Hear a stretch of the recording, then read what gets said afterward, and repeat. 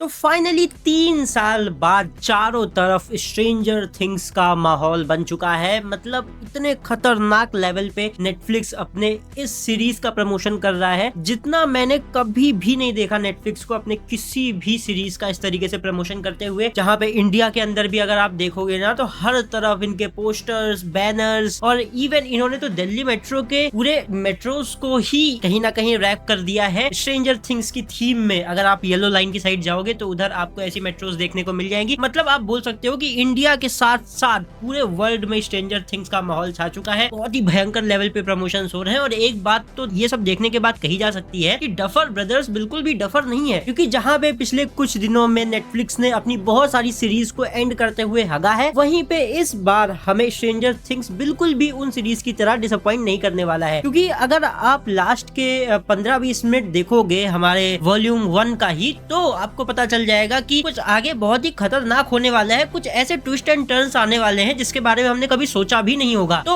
अब तक आपको पता चल ही क्या होगा। अगर आपने स्ट्रेंजर थिंग्स सीजन 5 देख लिया है तो मुझे नहीं लगता है कि आपने नहीं देखा होगा। अगर आप काफी टाइम से स्ट्रेंजर थिंग्स के फैन हो तो आपने तो सबसे पहले आते हुए देखा होगा, क्योंकि मैंने भी सच बताऊं तो 2016 में ये शो आया था पहली बार। बट मैंने हाल ही में एक दोस्त के रिकमेंडेशन पे देखा था ये सीरीज का सारा कुछ सीजन 1, 2, 3, 4 सारे सीजन एक साथ देखे थे मैंने। इसी साल देखे थे मई जून के आसपास। और तब मुझे रियलाइज हुआ कि मैं कितनी ओजी सीरीज मिस कर रहा था। तो अगर आपको भी इसी तरीके से आपका कोई फ्रेंड कुछ रेफर किया करे, कुछ सजेस्ट किया करे, तो एक बार देख लिया करो। क्या पता आप कुछ ओजी चीज मिस कर रहे हो जैसे कि मैं मिस कर रहा था। लेकिन वो चारों सीजन देखने के बाद मैं काफी ज्यादा एक्साइटेड था और वेट कर रहा था कि कब आएगा हमारा सीजन 5। और सीजन 5 आते ही कहीं ना कहीं मेरे दिमाग में ये चीज भी चल रही थी कि यार जैसे कि बाकी सीरीज में डिसअपॉइंट किया गया है हमें नेटफ्लिक्स द्वारा, वैसे ही इस सीरीज में भी ना किया जाए। लेकिन लास्ट के 15 मिनट विल ने पूरी तरीके से फाड़ दिया, पूरी तरीके से बदल दिया वॉल्यूम, उनका नक्शा ही बदल दिया, पूरा अपना इमेज ही बदल दिया उस कैरेक्टर ने। विल ने जो कैरेक्टर डेवलपमेंट की है वो बहुत ही अलग लेवल पे थी, बहुत ही नेक्स्ट लेवल पे थी। हालांकि ये सीरीज थोड़ी सी अजीब थी जहाँ पे सारे कैरेक्टर्स एक साथ बहुत कम ही बार आए हैं। बहुत ही कम बार यहाँ पे सारे कैरेक्टर्स एक साथ देखने को मिले हैं। जैसे कि सीजन 1 से लेके 4 तक था कि ज्यादातर कैरेक्टर साथ में ही रहते थे, ज्यादातर कैरेक्टर साथ में ही फॉरवर्ड करते थे पूरी सीरीज को, पूरे सीजन को। लेकिन इस बार हर कैरेक्टर का कुछ कैरेक्टर्स के अलग अलग ग्रुप डिवाइड हुए हैं और सारे कैरेक्टर्स की अलग अलग अपने पीओवी से अलग अलग स्टोरी चल रही है, जो कि काफी इंटरेस्टिंग भी है एक साथ देखना कि ये कैसे एंड में एक साथ मिलेंगे और अब आगे क्या होने वाला है। ऐसे मोड पे यहाँ पे वॉल्यूम 1 को एंड किया गया है कि ये जो 25 से 30 दिन होने वाले हैं ना, ये किसी भी स्ट्रेंजर थिंग्स के हार्डकोर फैन के लिए काफी हार्ड दिन होने वाले हैं। क्योंकि एट द एंड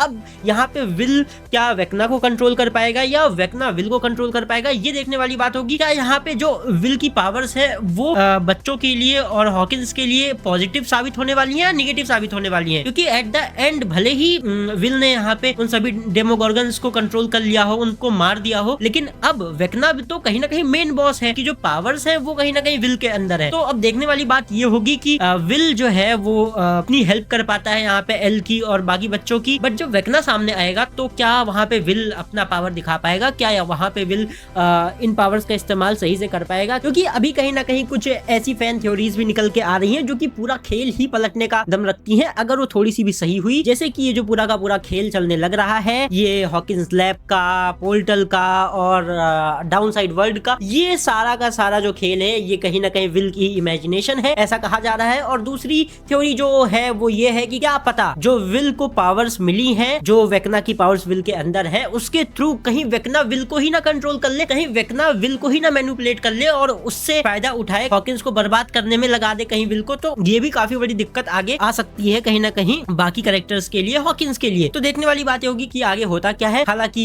एंडिंग इसकी अच्छी ही लग रही है मुझे कि ये काफी अच्छी तरीके से एंड होगा। सो अपनी लेगेसी को मेंटेन करते हुए हगेगा नहीं, क्योंकि जिस तरीके से यहाँ पे डफर ब्रदर्स ने सीजन 5 के अंदर अपनी पिछली 6 साल की लेगेसी को, उस थीम को, उस नॉस्टैल्जिया को, सब चीजों को मेंटेन करके रखा हुआ है, वो काफी ही ज्यादा यूनिक है, काफी ज्यादा डिफरेंट है, काफी ज्यादा ही स्ट्रॉन्ग है। इससे लग नहीं रहा है कि शो कहीं भी अपनी लेगेसी को रुइन करने वाला है, कहीं भी अपनी लेगेसी को खराब करने वाला है, क्योंकि जो थीम है वो पूरी तरीके से मेंटेन रखी गई है डफर ब्रदर्स द्वारा। और वही फील जो आज से 6 साल पहले स्ट्रेंजर थिंग्स को देखते हुए आ रहा था, वही फील आज 2026 में 6 साल बाद भी आ रहा है। कोई भी डिफरेंस हमें नजर नहीं आ रहा है। जहाँ पे अगर कुछ सीरीज देखी जाती है तो लगता है कि इसमें बहुत ज्यादा डिफरेंस आ गया है, बहुत ज्यादा चेंजेस चेंजेस आ गए हैं, थीम बदल गया है, बिल्कुल भी वैसी पुरानी वाइब नहीं आ रही है, लेकिन स्ट्रेंजर थिंग्स ने अपनी लेगेसी को मेंटेन रखा हुआ है। बाकी ये था मेरा ओपिनियन स्ट्रेंजर थिंग्स के सीजन 5 वॉल्यूम 1 पे। आप लोगों का क्या कहना है मुझे कमेंट्स में बताना। मेन ओपिनियन आप लोग मुझे बताना कि आपका क्या कहना है भाई कि विल क्या कर सकता है आगे। विल पॉजिटिव साबित हो सकता है, नेगेटिव साबित हो सकता है, या विल ही प्रॉब्लम में आ सकता है, या विल ही प्रॉब्लम बन सकता है, आखिर हो क्या सकता है आगे आप लोग मुझे बताना। तब तक के लिए 25 तारीख तक अपन वेट करते हैं। ऐसे 25 को आने वाला है ना, वॉल्यूम 2 आने वाला है 25 तारीख को, तो देखते हैं क्या कुछ होता है वॉल्यूम 2 में। तब तक के लिए आप सभी को बाय बाय। सब्सक्राइब कर लेना ऐसी वीडियोस के लिए और इस वीडियो को लाइक भी कर देना। Bye bye.